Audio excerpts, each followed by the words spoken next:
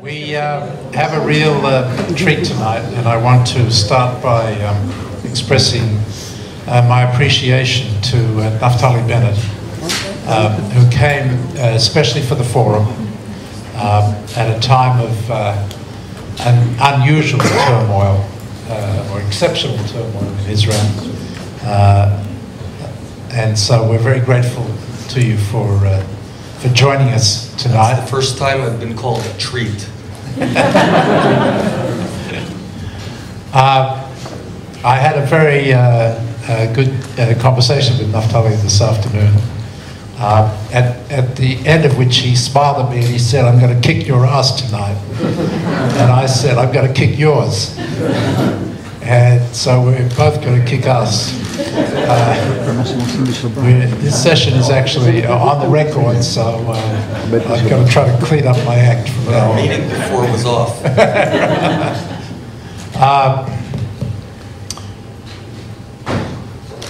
Mr. Bennett, I think that a lot of people in the United States, I'm not sure how many in Israel, would have seen your New York Times op-ed piece, in which you laid out your plan, your four-step plan for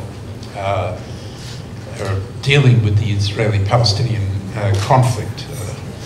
Just like, if you'll allow me to quickly summarize it, the 4 steps were upgrading Palestinian autonomy, upgrading the infrastructure in the West Bank, upgrading economic relations between Israel and the Palestinian Authority, and the kicker, annexing Area C while offering the Palestinians in Area C citizenship in Israel.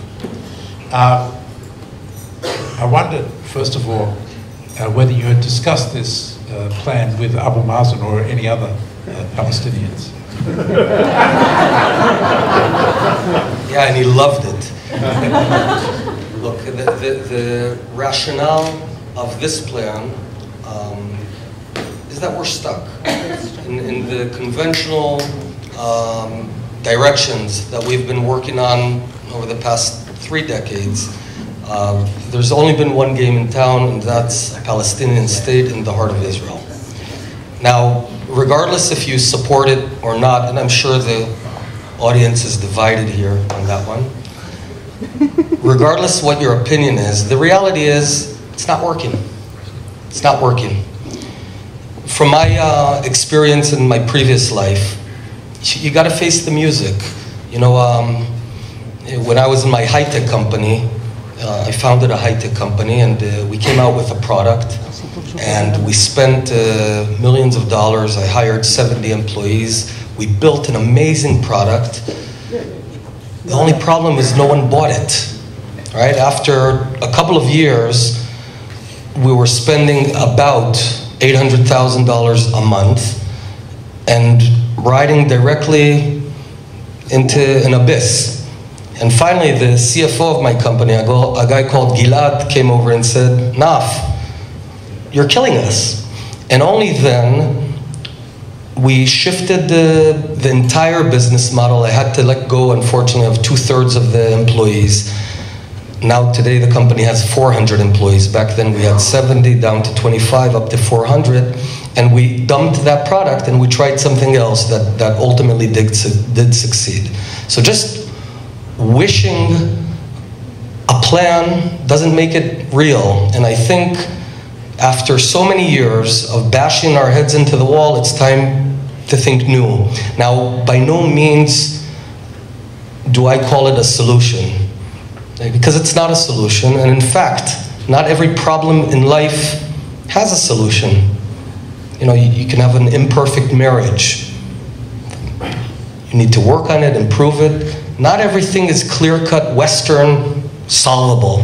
So what do when there's something that you can't solve? You improve life. You know, the bottom line of that is, you know, we have this whole industry of peacemaking that go from one conference to another. Why don't we take all that money and just invest it in Judea and Samaria, in the common infrastructure, the same roads that everyone is stuck in traffic jams every day.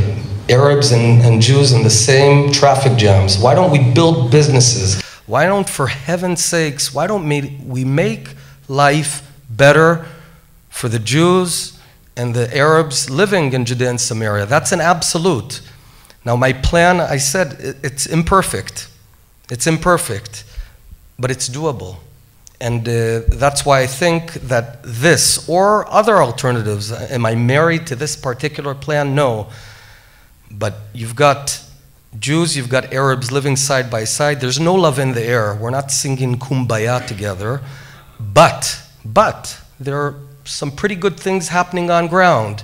There's roughly 25,000 Palestinians working side by side with settlers, with Israelis in industries. They're bringing home 5 times the salary that they earn in the PA. We've got shopping centers that for the first time, you've got Arabs and Israelis shopping side by side. No one's going anywhere. They're here to stay, we're here to stay. So do we continue kvetching about something that's unachievable, or do we work to improve what we can? What do you do about the price tag settlers and the burning of the olive trees and the attacks on the Palestinian villages? I mean, life isn't exactly hunky-dory for the Palestinians. How do you propose to deal with that? And then in Jerusalem, you never mentioned Jerusalem in your op-ed piece. But what are you going to do there? Jerusalem at the moment is kind of burning. And you've got 300,000 Palestinians there. And you've declared that in another place that I think you said 1967 lines means the division of Jerusalem. We will never agree to give up a united Jerusalem as the capital of Israel, and only Israel. So, you know, even somebody like Tzachi Hanegbi says, we don't need Shuafat. That's not part of Jewish Jerusalem, and Wadi Joz. And so what exactly is the plan that you have to deal with the situation that the Palestinians don't want to be under your rule, that Jerusalem today is actually divided? It's as if you've waved a magic wand and dismissed all of the problems that come from the fact that the Palestinians don't want to live under Israeli rule. You asked 2 questions. Regarding price tag, any sort of violence ever on any side, including Jews towards Arabs, Arabs towards Jews, is unacceptable, period. And it's immoral, it's un-Jewish. You never use violence. Fortunately, to the best of my knowledge, there hasn't been loss of life on the Palestinian side from what's called price tag. Fortunately, there's been a lot of murders on the other side, but one way or another, I want to be very clear, by no means do we accept it. Secondly, regarding Jerusalem, in Jerusalem we have roughly 300,000 Arabs who are, they're not citizens, but they're residents of Jerusalem. I think that for, you know, ever since the 6-Day War, we've not treated Jerusalem enough as part and parcel of Israel. We, you know, roads don't have names. There's the quality of life for the Arabs living there has not been good enough. So I have a 2-pronged approach. The first one is provide full services the way you should to the Arabs living in Jerusalem. And you know, what you call Wadi Joz, let's just talk about that for a moment. That's the ravine that is between Mount Scopus and the old city. That's in the very heart of the ancient Jerusalem.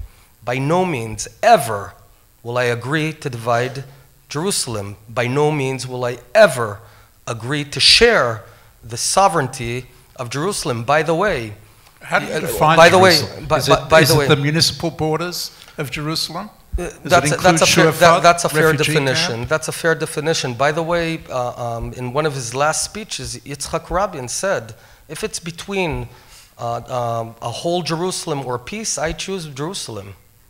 He said very clearly, and in one of his last speeches, if I'm asked to divide Jerusalem to achieve peace, I say the no peace.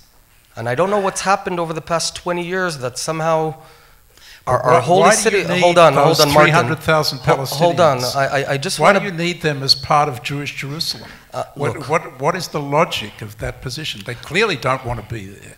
In terms First of all, the violence that they're now conducting on an individual level. So, what is the logic? First of all, I disagree. I disagree. I talked to the Arabs in Jerusalem, and I can tell you that the last thing they want is to be under the corrupt Palestinian Authority. So you're simply wrong on that assumption. I fundamentally disagree. The last thing they want is to be part of that dysfunctioning authority. But it's beyond that. Look, Jerusalem was founded as the Jewish capital just about 3,000 years ago. We had our first kingdom there, our second kingdom, and now, fortunately, we have our third state. And, Ben-Gurion, during the War of Independence, I believe around March 26th, there were a series of setbacks. Talking about March 26th, 1948, so we're in between the UN recognition and the declaration that was in May, we were losing. We were losing. The road to Jerusalem was shut down, and his generals came to him and said something that's utterly irrational. They said, listen, we need to give up Jerusalem to save Israel. So, I mean, they were rational, right? They were generals. Generals are always right. And Ben-Gurion said, listen, not only am I not giving up Jerusalem, I want you now to bring in forces from the Negev, from the Galilee, and we're going to break through. And that was the first operation called Nachshon in the War of Independence. He was irrational, if you will, about it, because he understood that Israel without Jerusalem is Israel without a soul. So, yes, I'm clear. The rest is detail. Now, I'm cognizant of those details. I can tell you that as Minister of Economy, I opened up just recently a small businesses bureau there. I think we need to be providing all services to them, but at the same time, the second prong is have zero tolerance for lawlessness. But it's our fault. We've treated parts of Jerusalem as no man's land.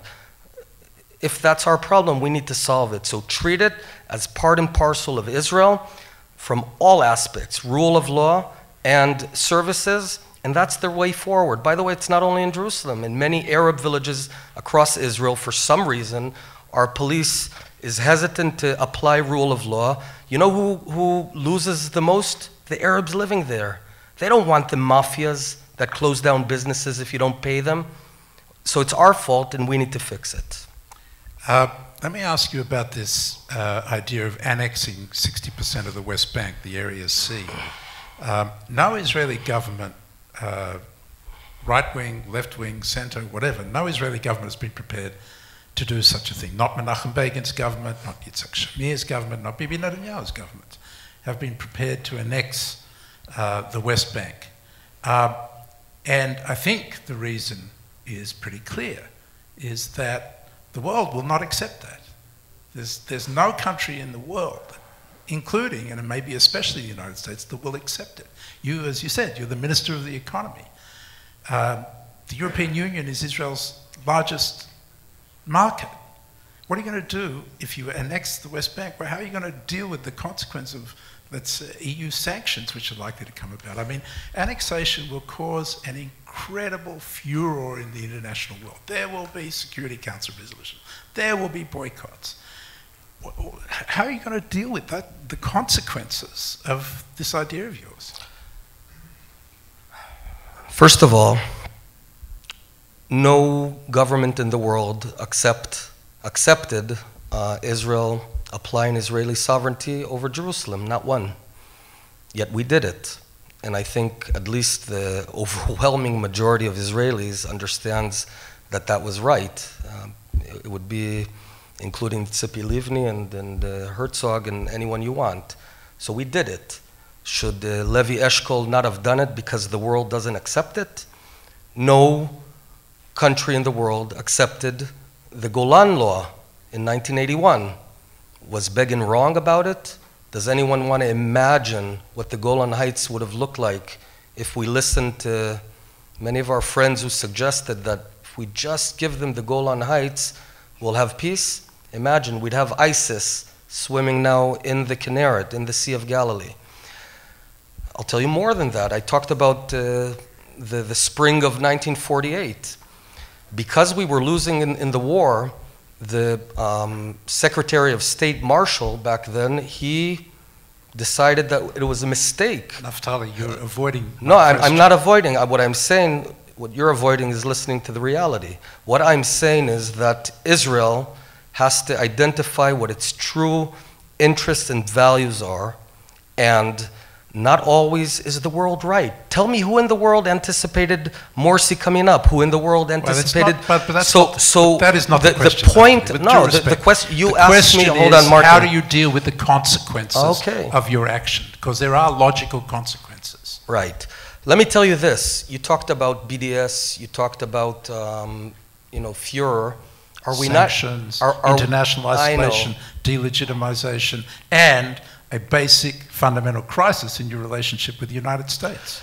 So, first of all, I'm not suggesting that this is a process. I'm not suggesting that, one day in midday we just do that. There's a process of changing the global view of what's going on here. And it has to start with that, and that's why I'm sitting here right now.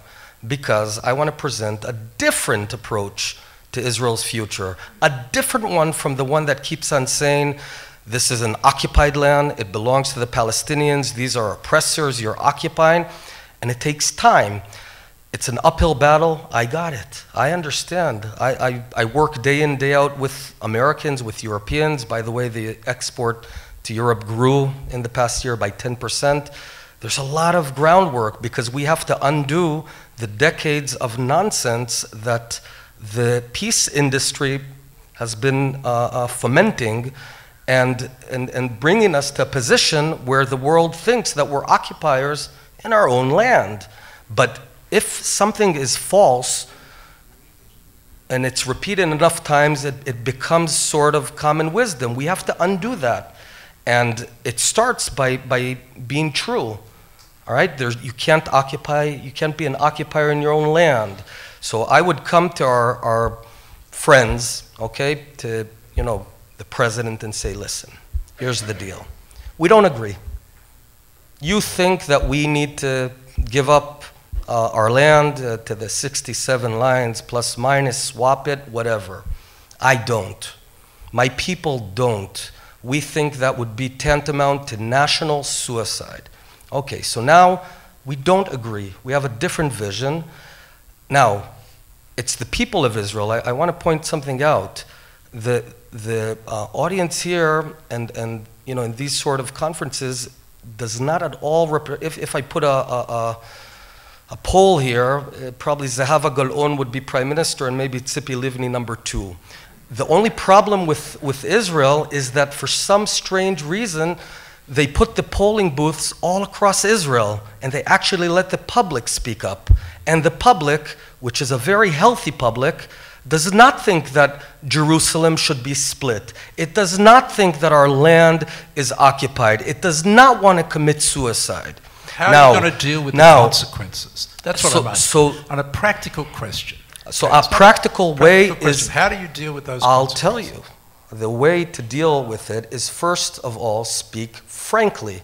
I think that we're in the pit we're in precisely because we're inconsistent. You can't say that you favor a Palestinian state and then build communities there. It's like you've got a pizza you got to split. You can't eat the pizza while you're splitting it. But I don't accept... This, by the way, we agree. I know. But that I don't accept the very assumption. I would, the Israeli public, look, let's be clear. The Israeli public on a very narrow margin, supported the Oslo Accords. Okay, if you know, you'll remember that it was sort of a political bribe for a couple of ministers, whatever, but that's democracy. The Israeli public is in a very different place. People are disillusioned. No one thinks that handing over land to Arabs will bring peace anymore. We tried it in Gaza. You know, what happened during the summer, I think people underestimate the impact. There was a profound sea change in the Israeli public. And we're not smarter than them. People in conferences aren't smarter than people in Ashkelon who get thousands of missiles on them from the very place we left and handed over to whom? To Abu Mazen in 2005. It's a Jew-free piece of land. There's no soldiers there. And now what I'm typically told, but it wasn't with an agreement. I can see. I'm about to say it, you're right. I got it. What do you do about the argument that your critics in Israel on this point would make about it's called the demographic argument? What do you do about the fact that you will, in effect, under your plan, have to absorb 2.5 million Palestinians? First of all, my plan calls for potentially absorbing roughly 80,000 Palestinians in Area C, but I'm not married to the plan. Let's talk demography for a moment. Let's talk demography, because this is one of the biggest myths, and let's talk facts. 1950, an Arab-Israeli woman, mother had on average 8 children. A Jewish mother had 2.2. Zoom forward to 2010, an Arab mother has roughly 3, and a Jewish mother has roughly 3. So time is not against us, contrary to what say. 1990, within Israel, smaller Israel, what I call, there were 37,000 births of Arab babies and roughly 80,000 Jews born. 20 years later, 2010, there were 40,000 Arab babies and 120,000 Jews. Because of Aliyah, so from a ratio of 1 to 2, it's improved to 1 to 3. So this scary thing that's supposed to drive us to give up our land, I don't buy it. Secondly, take Gaza out of the equation, and we have 1.8 million Israeli Arabs, which are full, equal citizens of Israel. What's left is roughly 2 million Palestinians. I'm not suggesting to govern them. They are governing themselves, I suggest, in the midterm and autonomy. I call it again, the imperfect solution. Stop looking for that perfection that brings us to disaster. Sometimes 7 is better than aspiring for 10 that brings you to 0. And what I'm suggesting is, they vote in their own elections. They did in 2006. They pay their own taxes. They build their own schools. They build their own homes. I don't want to govern them. I was a soldier in the first Intifada. I don't want to go back there. And is it perfect? No, it's not. But this injecting a Palestinian state in the heart of Israel, let's talk demography. You know how many Palestinian refugees we've got in Lebanon, Syria, Jordan, and the Arab world? We think about 6 million, they claim about 8 million. Let's call it 7, okay? Just imagine for one moment, I go down your route. We found a Palestinian state, give or take, on the 67 lines. You're gonna hear the swoosh sound of millions of Palestinians coming from Lebanon where they're not even residents, let alone citizens. That's apartheid, by the way. And in Syria and in Jordan, all coming into Nablus and Ramallah. And then you know what's going to happen? This is myth. This is pure mythology. Yeah, right. What part is mythology? Are there not 6 million? Have you looked at the Palestinian refugees in Jordan? They're not interested in going back to the And West what about Bank. those in Syria? In Syria, those have gone to Lebanon. Those are a problem. Okay, but you know, I if you'd think spent some time talking to the Palestinians, you would know that the Palestinians in the West Bank are in no hurry to bring Palestinian refugees back. Yeah, but the Palestinian refugees are in a hurry to get back because I want to see you. Hold on. Question of hold on. There are. If you look at the refugee camps and the dismal quality of life in Shatila or in Yarmouk, it's hell over there. You know why it's hell? Because hold on. Martin, hold on. You know why? Because unlike I exactly do, and I'll go into everything. I'm not afraid of talking about anything. So don't tell me you don't want to go. I want to go everywhere and talk about reality. And the reality is that when we have 6 million Palestinian refugees from Jordan, Lebanon, and Syria flowing into Israel, you know what's going to happen? They're going to get to Ramallah, and the Arabs are going to say, whoa, don't put your tent here. You never lived in Ramallah. You lived in Lydia. You lived in Haifa. Don't even stop. And then we'll get 2 months of sympathy. Hold on. Let me finish. You understand, but I want everyone to understand. It's not based the only fear-mongering is telling us that the world's going to be angry and that the demography is against us. I'm the optimistic one. You know why? Because my plan for Israel is to stop obsessing about the one thing that we can't solve and continue to build an amazing future for Israel. You know, last week I was in China at a farm, an Israeli farm, that uses all our technologies and produces 10 times the amount of cucumbers and tomatoes than they could per square meter. That's Israel. And Rewalk, a company that allows paraplegics to walk again, that's Israel. And Waze is Israel. In my own company, you know that probably everyone in this room uses my company's technology. When you log on to online banking at Chase, Bank of America, or Citibank, it's my company that authenticates you. That's what Israel's about. Israel's about doing good in this world, being an ethical country, and stop obsessing about the one thing that we can't solve, and let's work to build a better world. You know, I agree with everything you just said. Good, then we're done. About the greatness of Israel in exactly the way you described it. But Israel has a problem for itself. And I, as a Jew who care about Israel's survival, care about solving that And of course, you know better than the Israeli public. No, I don't. I don't imagine to know better than the Israeli public. But there are certain inconsistencies in your position that need to be resolved. Here's another one. You want the Palestinians to have autonomy in the West Bank, and you want to build up that autonomy. They have, by the way. They already have an effective autonomy. We don't govern them anymore. I was there before 1993, 4 or 5. Thereafter, it's a different world, and I think in that sense, it's better. I don't want to take care of their schools. They're doing their own job there. You know, I just think you live in another reality. It's what Steve Jobs called the distorted reality. I love that sentence. I live in another reality. I've been in the first Intifada, the second Intifada. I've been on ground there more than Oslo and more than all those conferences. That you live in a different reality. Because there's this whole illusion. You know, how many missiles need to fall on Ashkelon until you'll wake up? How many? How many people need to die in our country until you wake up from this illusion? You know, the Oslo process took more than 1,000 lives in Tel Aviv, Haifa, and Jerusalem, and I didn't hear anyone say, you know what, I made a mistake. When are you going to wake up? When is Tzipi Livni going to wake up? We pulled out of the Gaza Strip. We were clobbered by thousands of missiles. When we go defend ourselves, the world calls us murderers.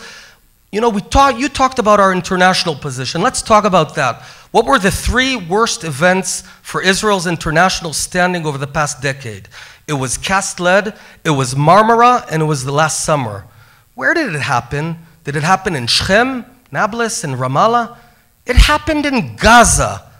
So what do I learn? Does the world praise us? Did the world say, you go get them because they're shooting without any reason at my family? No. The world said, you're murderers. I was there on Sky News, CNN, BBC. I saw it. So anyone who thinks that Israel will somehow become beloved by the world if we just give up another piece of land, I don't need to guess. We've seen it roll out. Yep. So if anyone's living in an illusion, Martin, it's you, my friend. It's about Israel's future, not about an applause meter in the world. It's not about that, Naftali. But let me understand. The first time, you know, you're talking about future. I have 4 kids. I'm vested in Israel. I've got 4 kids, 9 years old, 7, 5, and 3. You know, we're working.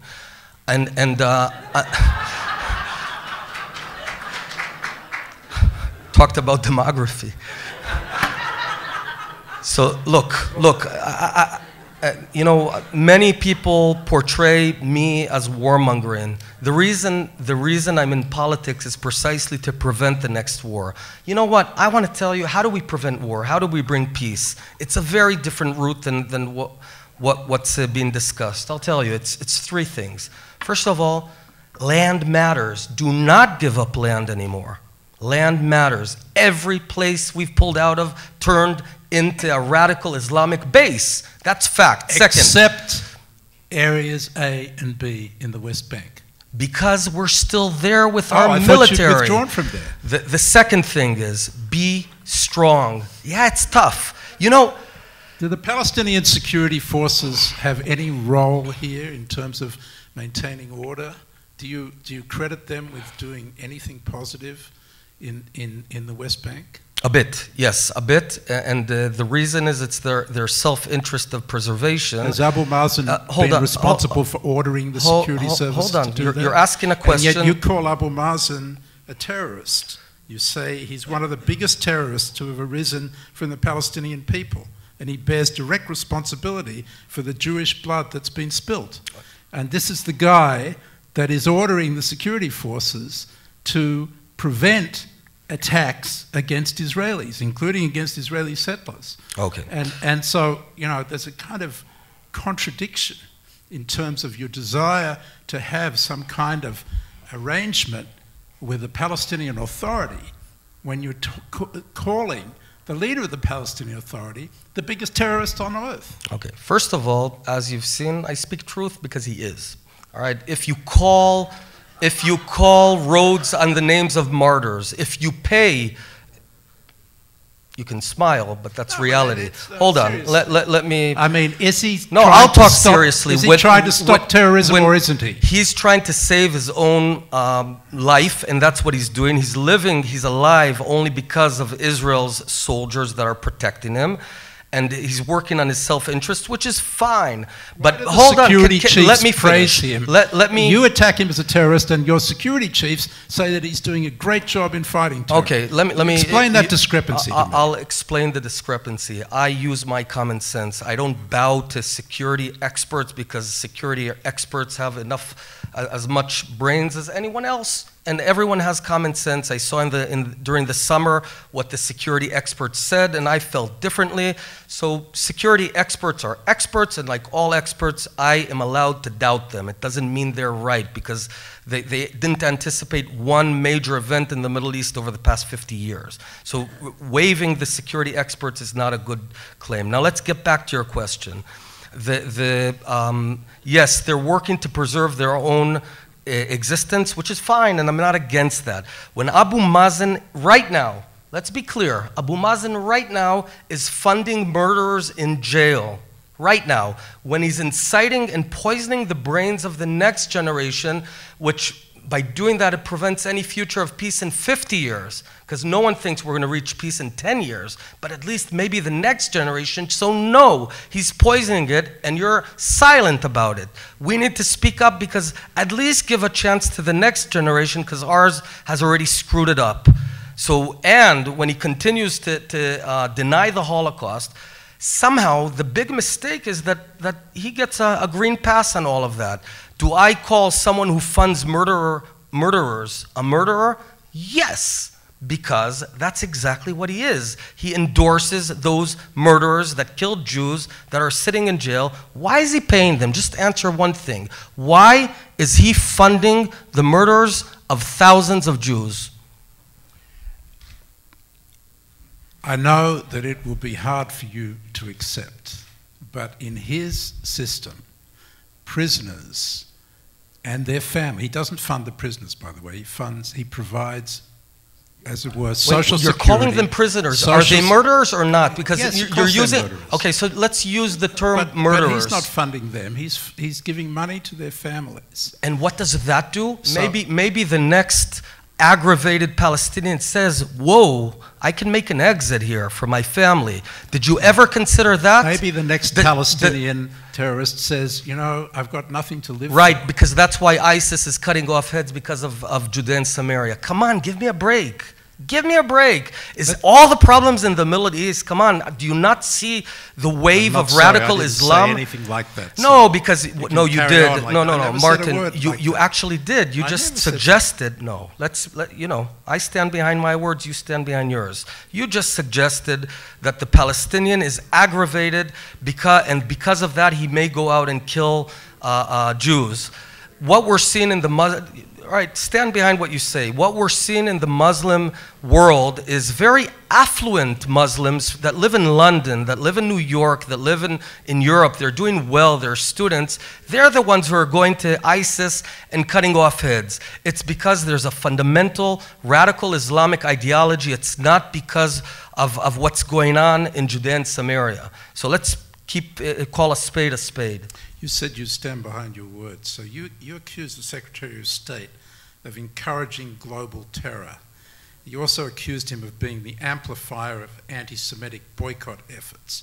I just wonder, why do you do that, Naftali? You know, this is the Secretary of State who we've discussed is a genuine friend of Israel. Why would you accuse him of those kinds of things? Amplifier of anti-Semitism, encourager of global terror.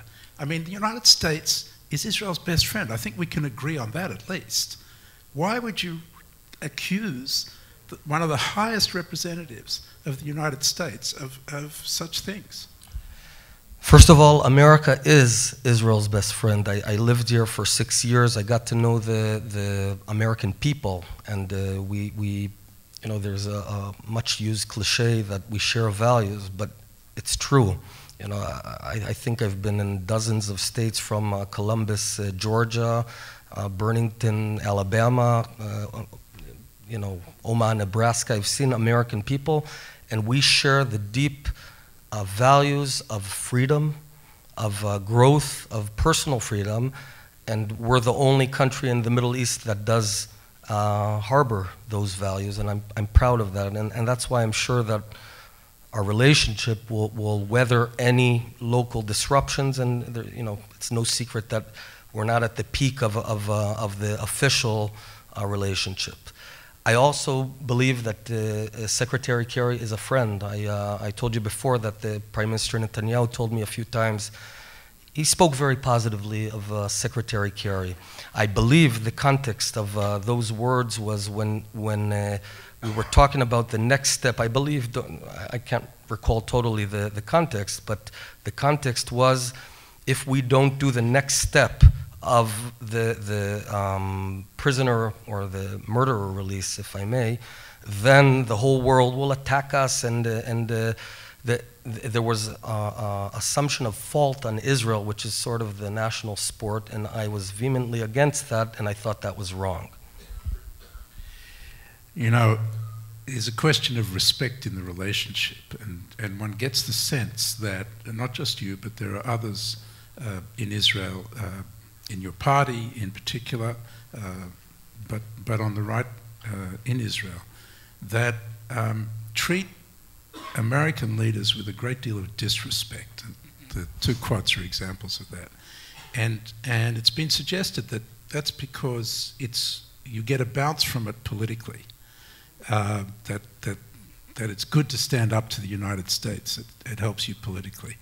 Or it's also been suggested that you don't pay any price because we don't do anything about it, so it's kind of cost-free and maybe there's a political benefit. Is there any truth to that? I can speak for myself. When I speak up when I want to influence events at the national level. If you monitor my,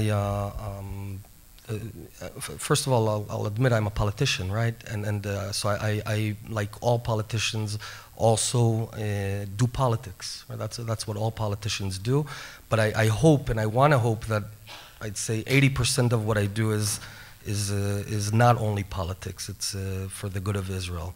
Now, as I said, I have the deepest respect for the relationship, for this administration. We have profound disagreements, and that's okay. Friends can disagree, but it always has to be done with respect. And if I did wrong here, then I'm the first to admit. So the demeanor, the words have to be respectful. However, I don't think that we have to bow to every requirement that we're asked from our greatest friend. Let's talk about politics, and then we'll go to the audience for a minute. We've got an election coming up.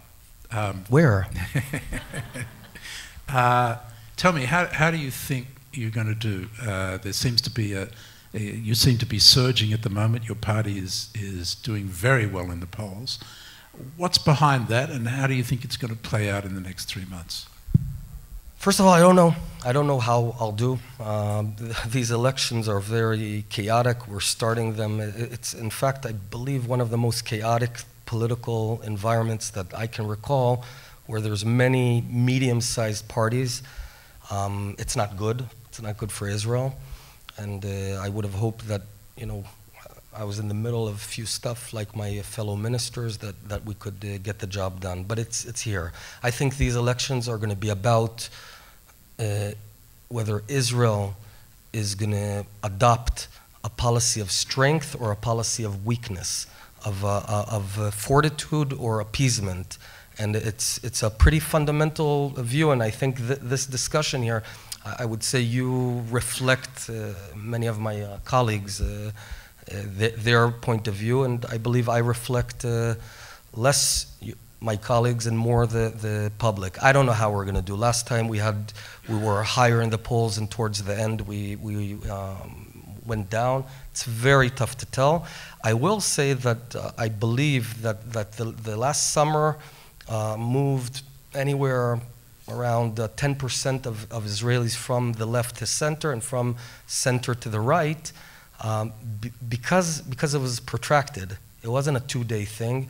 It was a 50-day thing, and people felt to some degree helpless. We can't stop this thing from happening. And yes, they did make the connection that these missiles and rockets were shot from the very place we were okay. We did things right. So people are waking up, but it's anyone's guess. You poll very strongly amongst young people. That's right. Why is that? It's a good question. I think, I don't know why that is. It might be for various reasons. One thing, I try and communicate directly to the people. Here's the deal. I'll tell you a story. So 2.5 years ago, 3 years ago, I decided to go to the Mafdal party, the NRP, these guys, right? And this was sort of an ancient relic party, about 100 years old. It's the descendant of something called Mizrahi.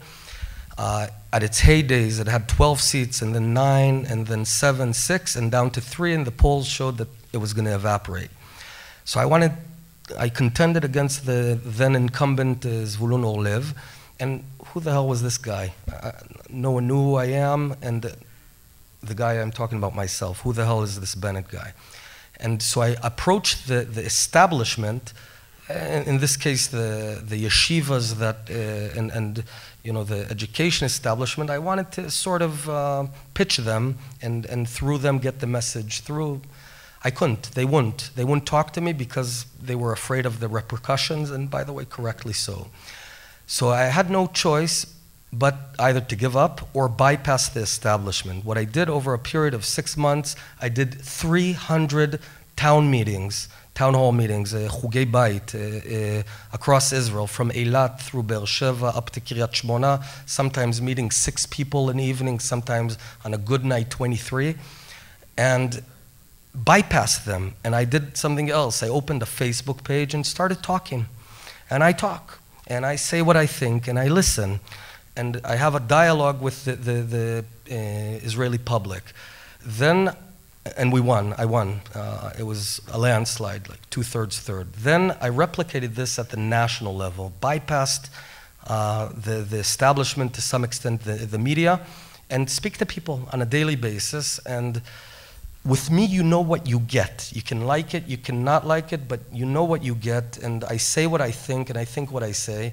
And I think people appreciate that, even if they don't always agree to all my opinions. Finally, the younger generation, I think, never harbored the illusions that my generation harbored. I grew up in the 80s. I thought, you know, Yochanan's here, my good friend. We grew up eating the same lousy fast food that people eat in America and watching the same TV shows, you know, Love Boat and all that. I didn't think of Israel as ever at existential risk, right? What changed it for me, interestingly, the reason I got into politics is the Second Lebanon War. So I just sold my company for $150 million. I should be in the Caribbean with one of those cocktails and umbrellas, right? And instead, the Second Lebanon War started. I find myself deep in Lebanon, and I kept on asking myself, what the hell am I doing here? What's the deal? What do these Hezbollah people want from us? They have no territorial claim. Why am I here? And another thing happened. Israel didn't perform well. We screwed up. It was an unsuccessful war waged from the IDF. That's a fact. So I came out and with two conclusions. A, I realized a profound thing. We're not Switzerland. Our neighbors are not Belgium. We're in a tough neighborhood now. It sounds funny saying it now, but it's not funny. I grew up thinking, yeah, whatever. And secondly, I realized, at least in my opinion, that the reason we failed in the Second Lebanon War is not because of a lack of ammunition or weapons. There was a lack of fighting spirit.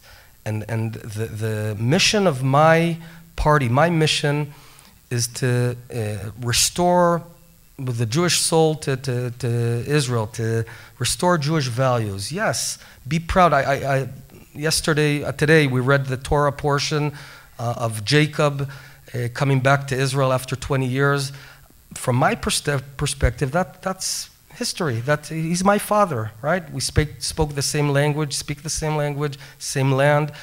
And if you just move all that stuff aside and say, who cares about that? We're here, we're in modern time. Israel is about the beaches of Tel Aviv. Israel is about... No. Now, it's a change. And if I may, one last point. Modern Zionism was all about creating a shelter for the Jews, right? Herzl saw the anti-Semitism in France, and he said, we have to save the physical Jews. And God bless, there was a secular intervention in history that I think would not happen if the Orthodoxy held the realm. So it was only because of the secular approach that had the audacity to change history. But 100 years on, I think if we don't restore the Jewish values, and I'm not talking about a theocracy, don't worry, Nahum. I'm not talking about forcing anything. I'm against any of those laws. If we don't restore the reason we're here, the reason we're in Israel is not because it's a shelter. You know why?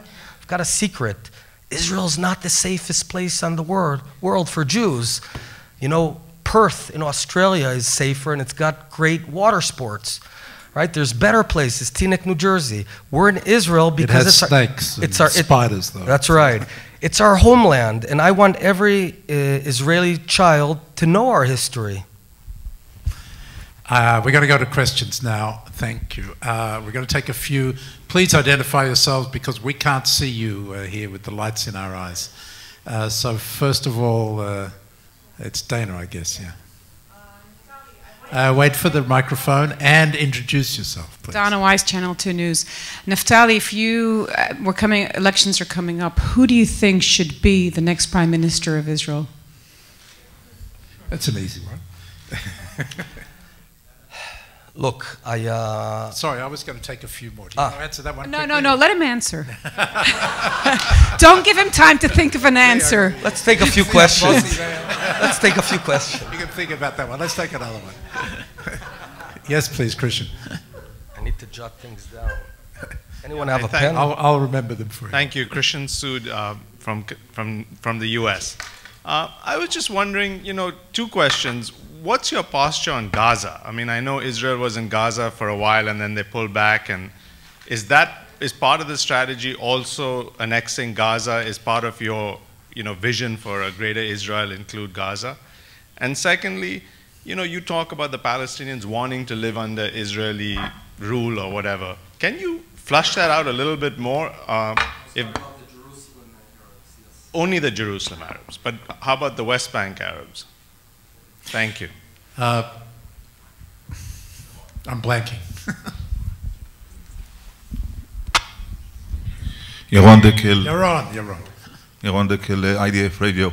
I'd like to follow a little bit Dana's question and elaborate it. You are, as Martin and as we all know, on a rise on the polls. Is your personal political goal is to be a high position minister in the next elections, in the next government, or to replace the prime minister? And do you think you are ready and prepared to form a government after 2 years as a minister of economy in the government? And I will appreciate an honest answer. Thank you. Okay, I'll let you answer those, and then we're going to go to Chaim and Khaled and Ilana and Dennis. But go ahead, Naftali. Regarding the PM-related and the political aspirations, first of all, I'm a happy camper. The past 2 years have been amazing to get up in the morning and do good for Israel on all aspects, whether it's bringing in Arab women into the workforce or helping 160,000 security guard workers and cleaning workers who are at the lowest echelon of the socioeconomic ladder, or bring Intel, Israel's biggest foreign investment of 22 billion shekels, or breaking down the cement monopoly. This is, of course, a bit of self-promotion. Breaking down the cement monopoly that we've had for 80 years, or the agriculture cartel. It's not an obsession. Prime Minister is not an obsession from my perspective. I want to help lead Israel in the vision that I believe in, the vision, if you will, of a lighthouse in a storm, a lighthouse that's strong in this Muslim storm. We have to be strong, have strong economic foundations, Jewish foundations, strong security, but also project light and do good, which is really the Jewish destiny. So whatever the outcome, I want to be in a position where I can influence. With 12 seats, we did all of this. I hope we can do much more with more seats. Regarding the question of Gaza, this is a real bind. We're stuck. Gaza is one of those unsolvable things.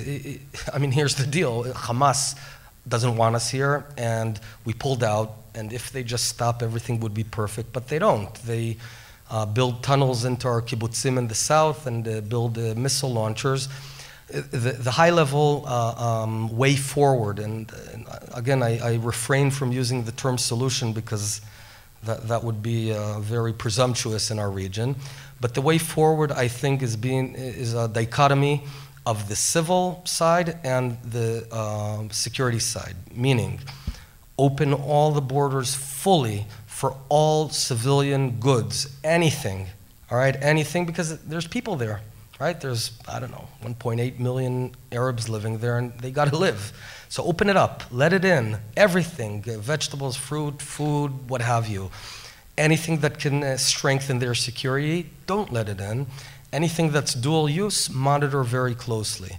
And I think we've made mistakes on both sides. On the one hand, for some strange reasons in the past, we didn't let in things that should have gone in, but we did let in things that shouldn't. Does this solve the problem? No, it doesn't. But that's what I think our grand policy should be, at least for the foreseeable future. But I don't see any solution with Gaza. I certainly don't want to annex it, because that was your question.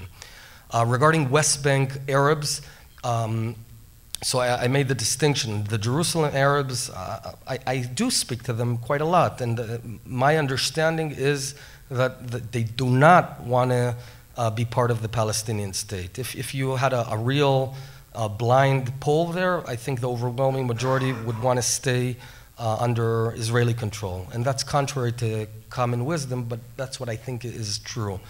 In West Bank, it depends who you ask. There's many that are frustrated by the corruption and don't want to get near the PA because they just govern very lousily. They're doing a really bad job at governing themselves. It's corrupt. All the international money didn't flow to really build an economy. It went into the pockets of the leaders.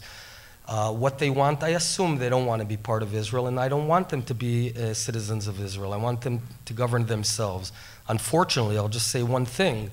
In the single elections that did happen in 2006, I don't know if people recall the results, but the results of democratic elections that were monitored internationally were, out of 132 parliament seats in the Palestinian parliament, 76 were Hamas. Only 48 were Fatah. All right? So what do you do when it's the people? Do we change them, which is something that lots of people want to do in Israel, change the Israeli people because they don't have it right? Again, no perfect solution. Next question was, all right, no, being prepared. I don't know, it's being prepared to lead Israel. I see Prime Minister Netanyahu in security cabinets. Last week, one of the senior ministers said, didn't portray him as performing well. I don't buy that. I have my disagreements, including profound disagreements with Prime Minister Netanyahu. But in the security cabinet, I didn't see any of those things that were insinuated. I see someone who listens. Again, in the summer conflict, we had a very big dispute. For 20 days, I thought, and I was the single guy in cabinet that thought that we have to go in, destroy the terror tunnels, and get out. And it took 20 full days to persuade the rest of the cabinet to do what we ultimately did. If we had started 20 days before, we would have shortened this very bad conflict. So, by the way, that teaches me that even if everyone says and they have stars over here, doesn't mean they're right. Our job as civilians is to ask questions, to make life hard, and to ultimately, make our own decisions. Can I just ask you quickly on that? You've been very critical in the past of Prime Minister Netanyahu. Now you seem to be not exactly singing his praises, but quite nice to him. Do you have an understanding with him that you'll form a bloc together for the next elections? Tell you two things. First of all, you're right, I was critical and I still am critical of his policies, okay? He supports a Palestinian state, I oppose it. I thought that in many cases he made mistakes, and I told him, and sometimes publicly when I thought it can influence, and granted, I'm a politician, so I also do that.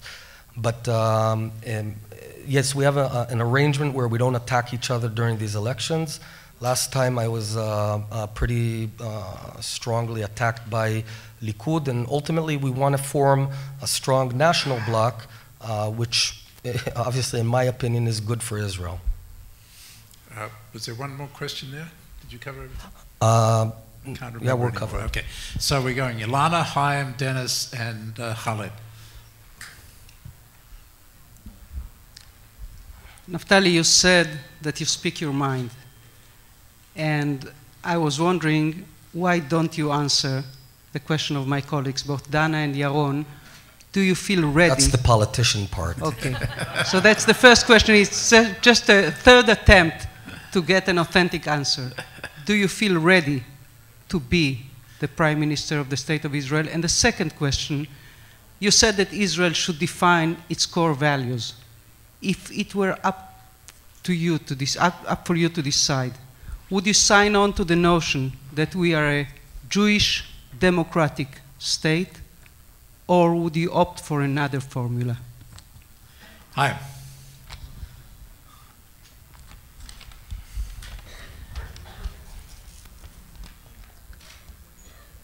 I'll let you finish. You can multitask. Though I'm a man, I can almost do two things at once. Okay. Actually not. You and I live in different bubbles and in different realities. With that said, I would be remiss if I didn't thank you for two things. One, for your service in Israel as an officer in an elite unit, and thank you for dedicating yourself First to that, then making a little bit of money, and then into politics. Very good path. And the second thing is for coming here despite the fact you're in the middle of elections and so on. So thank you very much for that. With that said, there was a question that Martin asked that you very eloquently did not answer. It's true. He asked you, are you willing to absorb the consequences of your policy? And I'll be a little more focused on the question, so this time no eloquence will help. Are you willing to cut commercial ties with Europe? Because this is what's going to happen if you have your way in annexing Area C. Can you afford disconnecting from Europe? Dennis.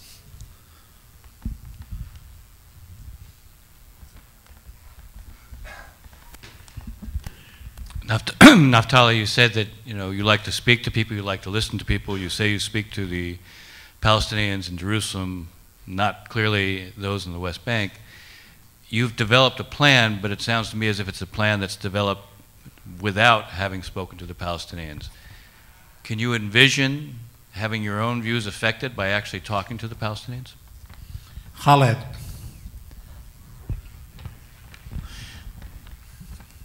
Will you introduce yourself, Khaled?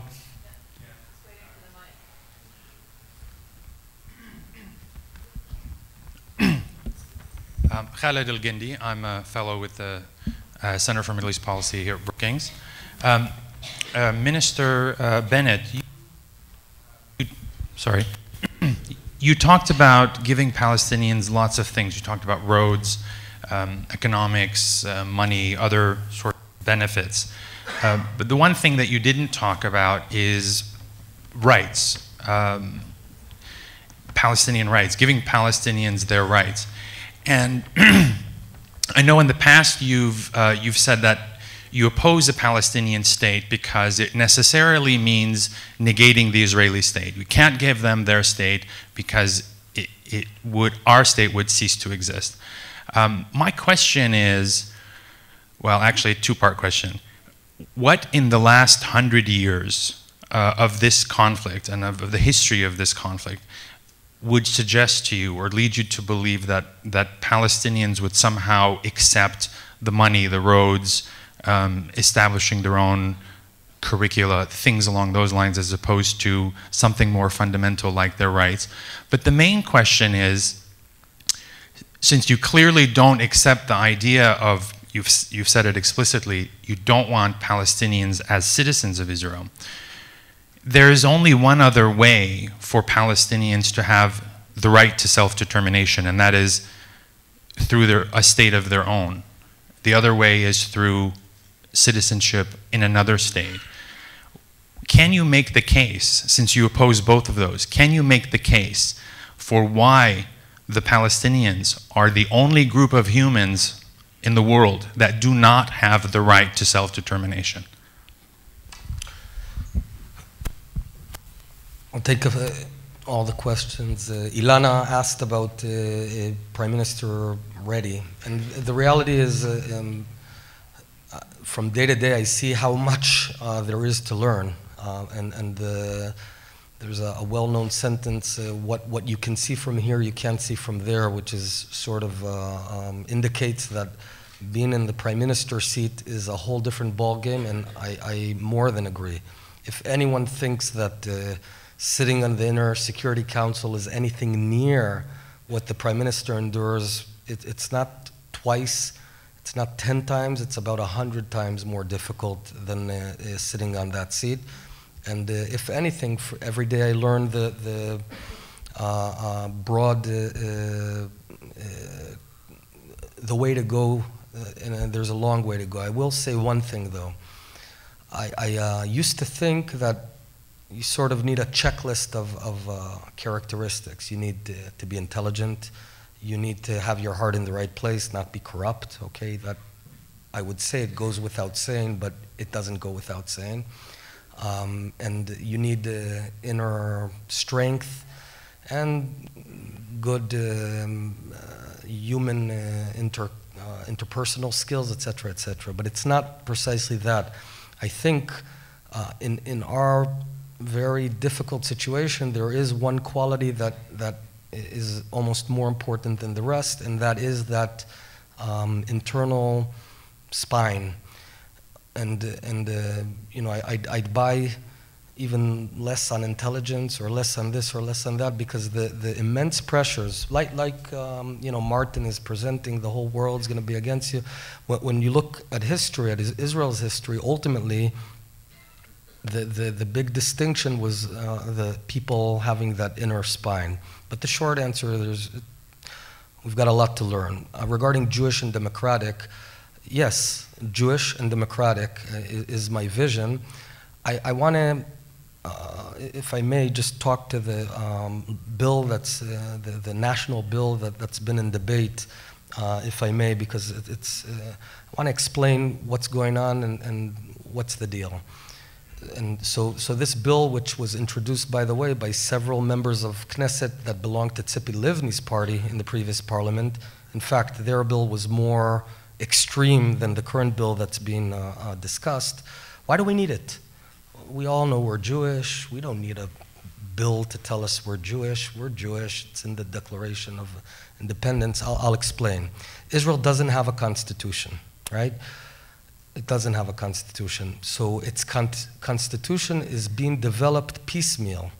The first piece of it was in a couple of pieces of legislation in 1992, basic laws of human dignity and employment, which started building the Constitution like a puzzle, one piece at a time. But they stopped. And so at a constitutional level, we only have the aspect of democracy and human rights, but what we're missing is the Jewish piece. So it's like, think about Muznaim, how do we say that? Scales, where we already gave the constitutional representation to the democratic piece, but we forgot the Jewish piece. So the goal of this legislation is simply to balance it back, and it has very specific and practical implications. This isn't just mumbo jumbo. For example, I'm a Minister of Diaspora Affairs. We fund, I'm the chairman of Taglit Birthright, okay? Someone may petition tomorrow to court and say, well, why does Taglit only deal with Jewish people? Why doesn't it have Taglit for Arabs? Now, if the Constitution only has the democratic piece and you don't have the Jewish piece, then ultimately this petition will be accepted. Law of return, all right? It only applies to Jews. That's unfair. If you only have the human right piece and you don't have the Jewish state piece, again, and we've seen in specific, no, but in the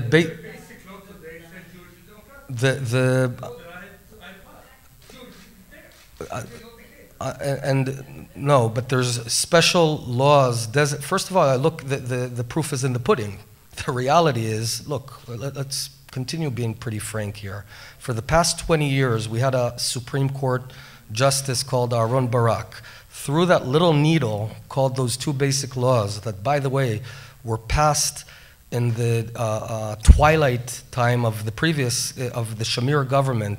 It wasn't a national event where the whole nation debates this and, you know, like in America. It was, I can't remember, was it 30 to 17 in the middle of the night in the latest days of the Shamir government?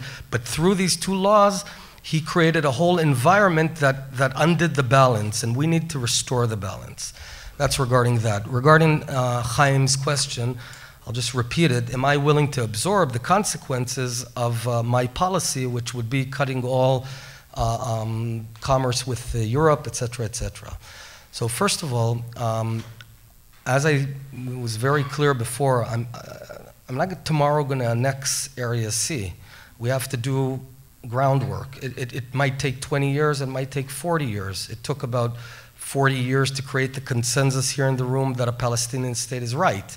Because, you know, in the 92 elections, if you ask Rabin, he would say never a Palestinian state. In fact, he said never a Palestinian state. So things take time. I'm not suggesting overnight to say that's what we're doing. We have to be smart. But we have to change the tone. We have to change the direction. It's already working in Israel. Now we have only a little thing called the rest of the world, right? But you got to start somewhere. So here I'm starting. Now, regarding the cutting commerce, look, if today you pressed a button and you stopped using Israeli products, you wouldn't wake up in the morning because the chip in your cell phone doesn't work because it's made in Israel. You wouldn't get to work because Waze wouldn't bring you there. You might have a heart attack because of the stent in your heart doesn't work. The vegetables you eat would be lousy because you're not getting netafim. Your account would be hacked, and I can go on and on. Israel needs to be indispensable, and it is. And Israel, what we're good at, we're not good at selling products. We export innovation. The number one ingredient in all meetings I have with governors, with ministers abroad, when I came into my job, I was always ready, all right, we're going to talk about the Palestinian thing. They never talked about it. Somehow, in the realm of economy, I waited. When are you going to tell me that I'm bad and stop that settlement thing? But they just kept on asking, how do we touch this innovation magic? Yesterday in the hotel room, we closed the deal with an American company that's going to set up a big one, its cybersecurity shop in Israel. This happens every day. In China last week, in India, all around the world, they want our innovation. And yes, the peace industry is very obsessed with it. I get it. But there's a few other things going on in the world, and it's all about where do you place the spotlight on. Next question. And by the way, we've had boycotts since our inception. Before 48, we had boycotts. When I grew up, we didn't have Pepsi in Israel. I remember, because we were boycotted, 73 boycotted. We've always been boycotted. If anyone boycotts us, they're anti-Semitic. Okay, anyone who boycotts Israel is anti-Semitic. And the BDS movement, if you read their credo, they're not talking about Judea and Samaria. Just read it.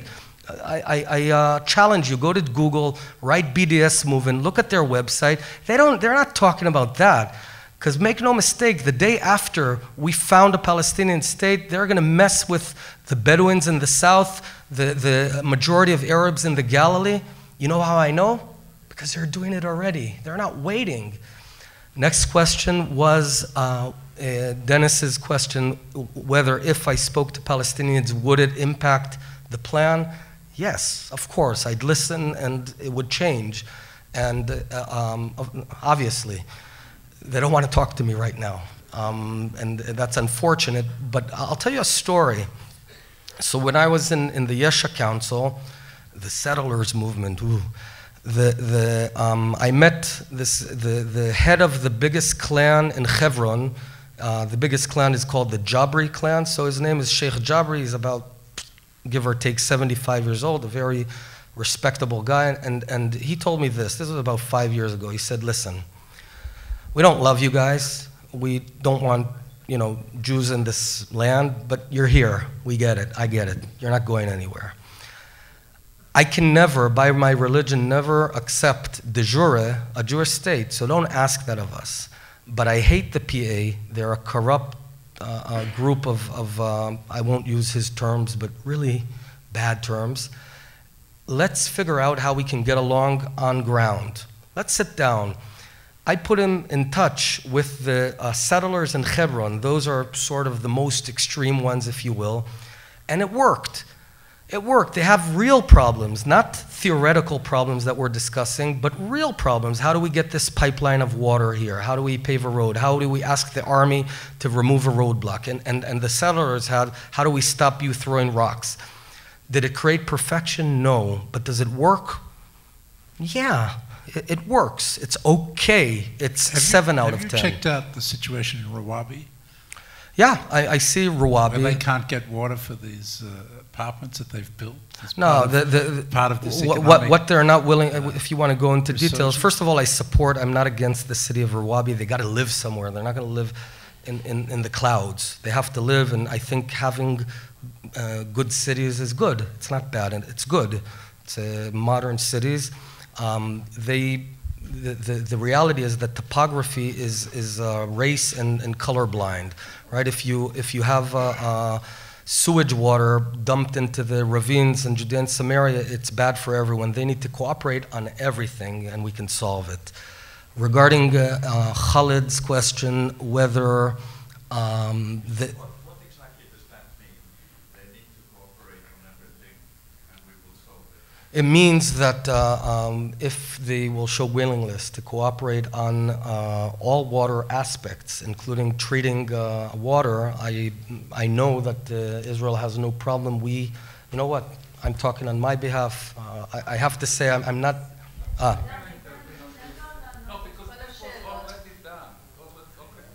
So, bottom line, I've not been. It's not my area. I'm not Minister of Infrastructure and Water, but I'm supportive of Rawabi. People have to live somewhere. Where do they think they're going to live in mid-air? Regarding Khalid's question of the Palestinians desiring their own state, I get it. There's a tragedy here. I get it, because fulfilling their national aspirations means, from my perspective, that we don't exist. Okay, now there are 23 other Arab states. We have one Jewish state. We don't have anywhere else to go.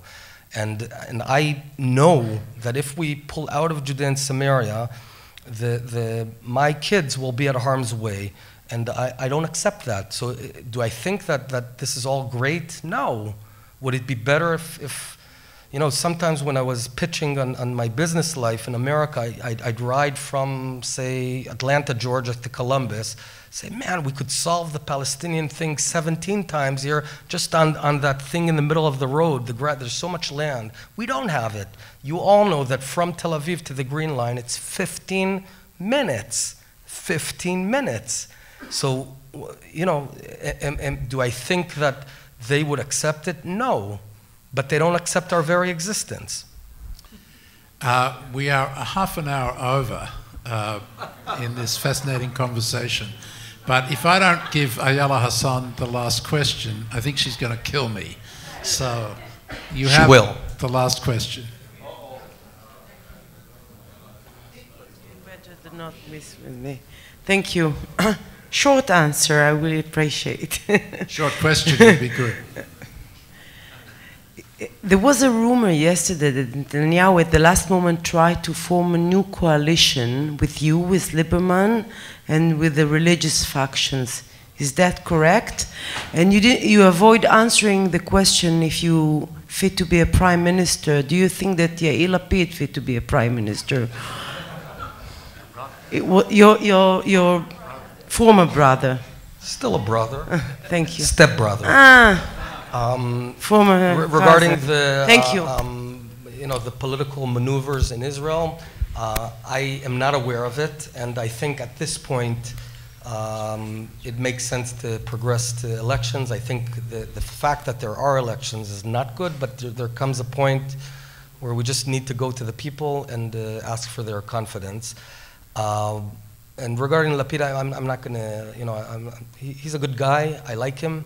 And we have our big disagreements. At the beginning, you all know that the alliance with Lapid was not planned. I wanted to be in government, and the prime minister didn't want me to be in government. Okay, so what I did was run quickly to Lapid, give him a hand, and hold strong.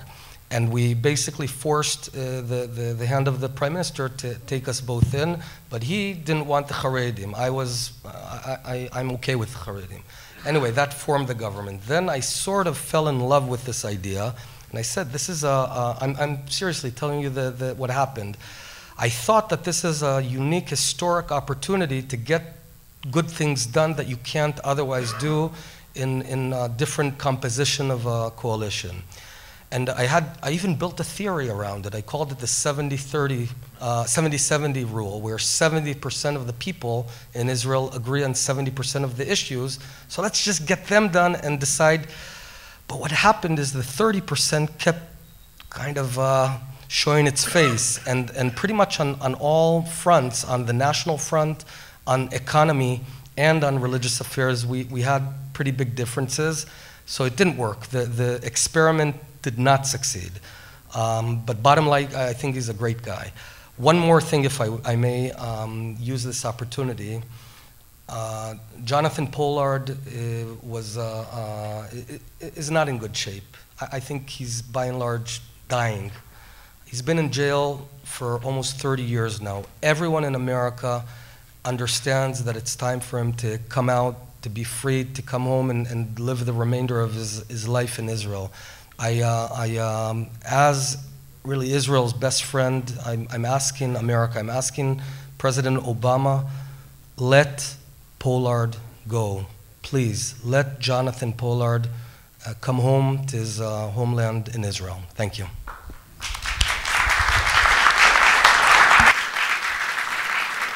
Naftali, we obviously don't agree on everything, but we can at least... 90-10 rule, with you it's 10%. I think we can at least agree that it was a lively discussion. Thank you. And thank you very much for doing that.